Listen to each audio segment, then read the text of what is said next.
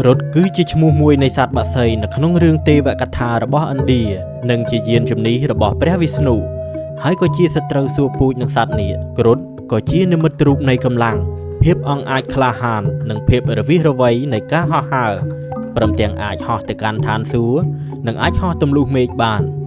ជាទូទៅគ្រុឌបង្ហាញក្នុងសិល្បៈខ្មែរមានដងខ្លួននិងដៃដូចមនុស្សមានជំពូស្លាបជើងនិងក្រញាំដូចជាសត្វឥន្ទ្រីនៅក្នុងសិល្បៈខ្មែរគ្រុឌមានតួនាទីច្រើនយ៉ាងគឺជាយានជំនិះរបស់ព្រះវិស្ណុជាទម្រ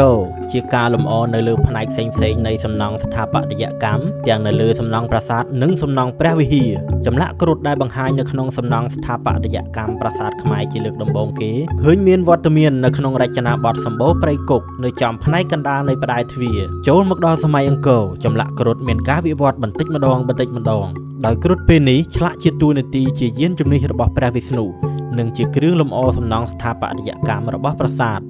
រហូតដល់ក្រោយសម័យអង្គរគ្រុឌក៏នៅតែជាការពេញនិយមយកមកធ្វើជាគ្រឿងតុបតែងលម្អសំណង់នានាមានដូចជាសំណង់ព្រះវិហារនិងវត្តអារាមក្រៅពីនេះគ្រុឌគឺជាការលម្អដោយគំនូរដែលគូរនៅលើជញ្ជាំងឬពិដានដែលនិយាយពីរឿងរ៉ាវពុទ្ធប្រវត្តិឬក៏រឿងព្រេងទេវកថាផ្សេងៗ